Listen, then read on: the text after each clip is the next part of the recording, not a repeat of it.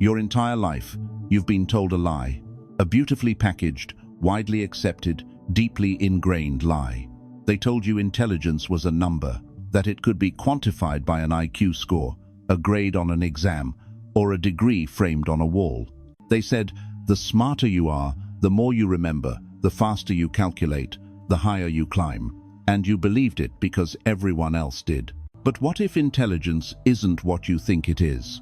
What if everything you've been taught about being smart was never about actual power, but about control? What if intelligence, in its truest form, has nothing to do with school, nothing to do with being polite, nothing to do with being liked? What if it's something far more dangerous? True intelligence is not memorization. It's not compliance. It's not fitting into a mold. True intelligence is leverage. It's the ability to see the strings behind the curtain and decide whether to pull them or cut them. It's the power to shape reality before it shapes you. It's the clarity to know the game exists and the strength to stop playing by its rules. You're about to see something you can't unsee, a map of the hidden hierarchy of human cognition. 7 levels, 7 distinct forms of awareness, from the obedient sleeper at the bottom to the sovereign void at the top. This isn't about self-help. It's not about motivation. This is about power, real, raw, psychological power. This video will hurt. It will disturb you. Because once you realize where you stand, you'll also realize how many years you've spent climbing the wrong ladder. But here's the truth. Awakening is never comfortable. It's violent.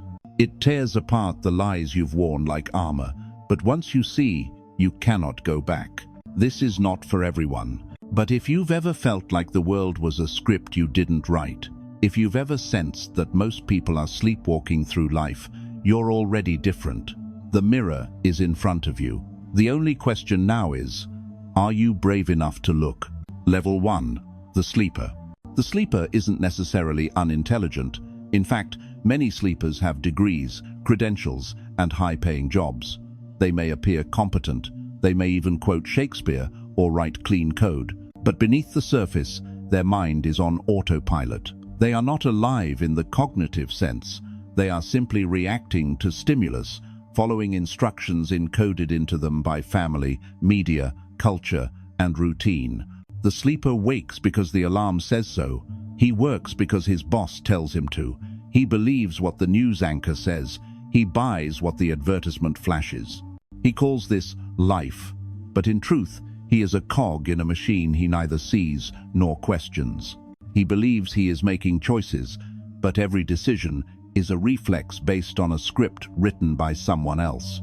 This level is not about intelligence as measured by IQ. It is about awareness. And the sleeper lacks it entirely. Ask him why he believes something, and he'll repeat a phrase he heard online or a moral he inherited in childhood. Probe deeper, and he becomes defensive or dismissive. He lacks agency. He lives in an external locus of control. Everything is someone else's fault. The economy, the government, his parents, his luck. He drifts, blames, and obeys. Machiavelli wrote of this class of man, "He who seeks to deceive will always find someone who will allow himself to be deceived." The sleeper needs to be told what is good, what is bad, and what to do next. He craves consensus. His thoughts only feel safe when others agree. His greatest fear is not being wrong, it is being alone. They are everywhere, in your office, on the subway, at family dinners. You can recognize them by their eyes, always searching for cues, always deferring judgment. They are background characters in the story of history. They power systems they don't understand. They are not evil. They are not broken. They are simply asleep. Level 2. The mimic. The mimic is different. He has woken up partially. He realizes the game exists. He senses that intelligence holds currency. But lacking his own voice, he borrows one. The mimic is addicted to appearances. He wants to be seen as intelligent more than he wants to be intelligent. He reads the headlines, not the books. He adopts causes to fit in, not because he believes in them. He repeats ideas he does not understand because those ideas signal intelligence to his tribe. This is the most seductive stage because it comes with applause. The mimic feels superior to the sleepers. He has awakened just enough to notice their patterns, their blind spots. But he hasn't realized that he is still playing a role. He collects credentials and titles like trophies. He throws around jargon and quotes studies to sound informed. But when challenged with something outside his script, he crumbles. He doesn't understand. He remembers. At this level, intelligence is performance. The mimic's goal is not to solve, but to appear capable. His thoughts are still reflections of others. His self-worth is a projection. He speaks with confidence, but his ideas are fragile. He lives for validation, social, professional, intellectual. Take away the audience, and the mask slips. This is the danger. The mimic thinks he has arrived. He thinks he is awake, but he is still dreaming. Only now, it's a more elaborate dream, one filled with applause and praise. Machiavelli warned us about this illusion. He spoke of men who confuse the appearance of virtue with virtue itself. The mimic does not seek truth. He seeks agreement. He is terrified of being revealed as a fraud, and this fear makes him rigid, insecure, defensive. If you are constantly trying to prove you are right, if you are memorizing arguments instead of seeking understanding, if you are more concerned with being perceived as wise than becoming wise, you are still at level 2. A parrot can speak, but it does not know what it is saying. Level 3. The calculator. The calculator has transcended performance. He no longer needs to look smart, he needs to be effective. This is the first true step into agency. He sees through social scripts, understands incentive structures, and begins to manipulate them for personal gain. Where the mimic seeks applause, the calculator seeks results. He doesn't care if you think he's brilliant, as long as he wins. He doesn't argue for validation. He moves in silence, calculating risk, reward, and probability. Life becomes a game of strategy. He no longer believes in rules, only in outcomes. Morals, laws, social contracts, these are variables, not constants. The calculator learns to play people the way others play chess. He studies what motivates them, what scares them, what they want, and then he adjusts his approach to get what he needs. Machiavelli warned, "The lion cannot protect himself from traps, and the fox cannot defend himself from wolves. One must therefore be a fox to recognize traps. The calculator is the fox." But there is a cost. To live in calculation is to strip life of warmth. Every relationship becomes a transaction. Every moment a move on the board. He trusts no one because he assumes everyone is a calculator like him. He is brilliant, but he is also paranoid, disconnected, and often deeply lonely. He may become wealthy, successful, or even powerful, but he is still trapped just in a smarter, more strategic prison. He thinks he's free because he wins, but the game is still controlling him. He is reacting, not creating. He is maneuvering within the system, not reshaping it. This is where many ambitious people stop. CEOs, traders, political tacticians. They have mastered the rules, but they are still playing someone else's game. Level 4. The operator. The operator refuses to stay within the board. He doesn't just move pieces, he commands the entire room. He is not the fox hiding in shadows. He is the lion, walking through fire, unafraid of conflict. This is where will enters the equation. The operator shapes the world through sheer force of personality and competence. He sees systems not as boundaries but as tools. He builds companies, leads movements, mobilizes people. While the calculator manipulates behind the scenes, the operator dominates center stage. He speaks with conviction. He acts with clarity. People follow him not because he tricks them, but because he represents order in chaos. He creates direction. He becomes the axis around which others revolve. But this level is exhausting. The operator is highly visible. His power comes from momentum. He cannot stop. He cannot rest. He is responsible for everything, blamed for everything. If he weakens, the structure crumbles. If he hesitates, the wolves circle. He is admired and feared. He is praised and resented. And while he controls more than the calculator ever could, he also carries more weight.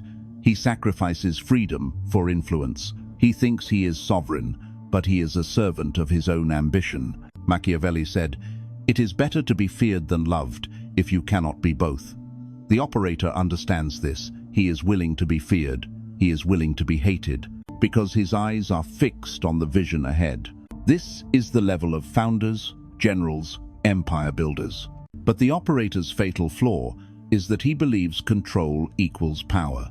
He doesn't yet realize that true power is not about control, it's about design. The next level understands this truth and steps out of the spotlight entirely. Level 5. The puppeteer. The puppeteer is no longer interested in being seen. In fact, he knows visibility is a liability. Where the operator relies on force and presence, the puppeteer uses precision and invisibility. He does not command people, he makes them want to obey. He understands that soft power is more enduring than hard power. If you push people, they push back. But if you make them believe the push was their own idea, you control them completely. The puppeteer engineers environments, designs, incentives, and manipulates symbols. He creates narratives, plants ideas, and watches them bloom inside other people's minds. He whispers into the ears of kings. He writes speeches, not slogans. He chooses which wars get fought without ever stepping onto the battlefield. His name is rarely known. His face is never on the poster, but his fingerprints are everywhere. This is the level of deep psychology, of behavioral science turned weapon. The puppeteer understands that humans are driven by two primal forces, desire and fear. He does not oppose reality, he seduces it. Machiavelli wrote, "Everyone sees what you appear to be. Few experience what you really are." The puppeteer lives by this principle. He has no fixed identity. He is water, taking the shape of whatever vessel will get him closer to his goals. He becomes the trusted friend, the loyal advisor, the neutral observer, all while quietly pulling the strings. But this mastery comes at a cost. When you wear too many masks, you forget the shape of your own face. The puppeteer begins to detach, not just from others, but from himself. He walks through the world like a ghost, emotionally disconnected, psychologically cold. He controls everyone, but connects with no one. And in his pursuit of influence, he slowly loses his own humanity. Level 6. The architect. The architect no longer plays the game, he builds the game. Where the puppeteer manipulates individuals, the architect manipulates systems. He doesn't need to convince you of anything, he just redesigns your environment until the outcome becomes inevitable. The architect understands a truth few ever grasp. Human behavior is not primarily driven by willpower or values, it is driven by structure. If you want people to act differently, you don't argue with them. You redesign the world around them. The architect builds algorithms, he drafts constitutions, he designs economic systems, media platforms, religious frameworks. He sets the rules that the foxes, lions, and puppeteers must all obey.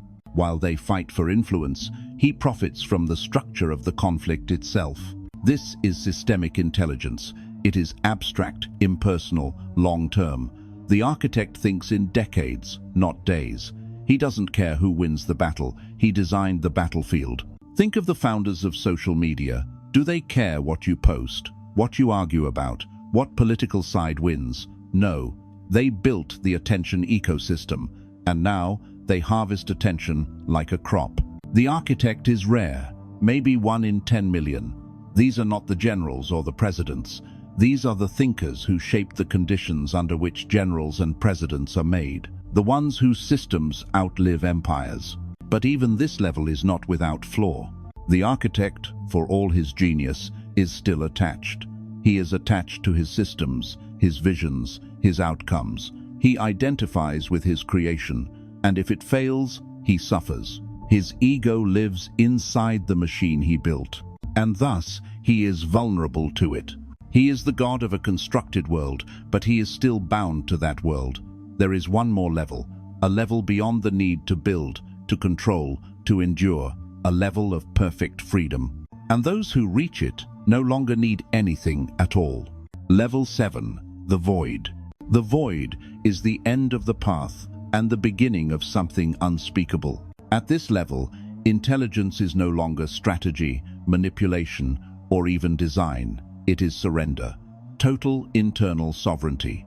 The void owns nothing, desires nothing, fears nothing. He is beyond victory and defeat, beyond praise and shame, beyond the need to even be understood. You cannot threaten a man who is not attached to life. You cannot bribe a man who wants nothing you can offer. You cannot control a man who has no ego to manipulate. The void does not play the game. He does not even build the game. He observes the game as you might observe a distant storm, acknowledging its force, but untouched by its winds. The void is formless. He becomes whatever is needed, then returns to silence. He can descend to lead armies, negotiate deals, or engineer revolutions, and then vanish, leaving no trace. He uses every level below him as tools, but he lives in none of them. He lives in stillness. This is not nihilism. Nihilism is bitterness dressed as philosophy. The void is clarity. He acts with precision, not passion. He moves only when necessary. He desires nothing, and in that nothingness he commands everything. In Taoist thought, he is the sage. In Stoicism, he is the one who has conquered the self. In dark psychology, he is the apex predator. But he is no predator because he no longer needs to hunt. The world brings itself to him. If you meet such a man, you won't know what you're looking at. He is a mirror. You will project your fears, your hopes, your stories onto him, and he will reflect them all back. He is the final level of intelligence, not the one who changes the world, but the one who no longer needs it to change. Now you've seen the map. From the fog of the sleeper to the silence of the void, intelligence is no longer a test score, a degree, or a clever quote. It is a spectrum of awareness, a ladder of perception. And most of the world, perhaps 90%, never climbs past the first rung. Level 1 lives in reaction, in programming, in obedience. Level 2 performs intelligence, but cannot yet think for itself. Level 3 calculates, wins, but remains trapped in a transactional prison. Level 4 leads with will, creates movements, yet is consumed by weight and exposure. Level 5 controls from the shadows, mastering minds but losing self. Level 6 builds systems, seeing decades ahead, but remains bound to the outcome. Level 7 lets go of everything and becomes untouchable. This is not just philosophy, it's a mirror, and you must ask yourself, honestly, where are you on this ladder? Not where you wish you were. Not where your followers, friends, or colleagues think you are. Where are you really? Awareness is the first step, but it is not the last. Most people oscillate between level 2 and level 3, seeking validation, chasing status, optimizing strategy, but never daring to question the structure itself. Some will climb higher, a few will build, fewer still will disappear entirely into freedom. But every ascent requires sacrifice. To move forward, you must let go of illusion. You must kill the part of you that wants to be liked. You must silence the voice that craves safety. The world will resist. It has built institutions, schools, media, companies to keep you docile. Sleepers are easy to control. Mimics are easy to impress. Calculators are easy to trap in comfort. But the climb is still possible. You don't ascend by accumulating more. You ascend by shedding what is false, one illusion at a time. If this video resonated with something buried deep in you, something primal, something you couldn't name until now, it's because you've already started the process. You've seen the curtain shift. You've caught a glimpse of the machine behind the play. Now, the question is, will you keep climbing? If you're ready to explore the tools, tactics, and truths that can't be spoken openly here, you already know what to do. The path continues behind the veil. But no matter what you choose, never forget, the highest form of power is power over self.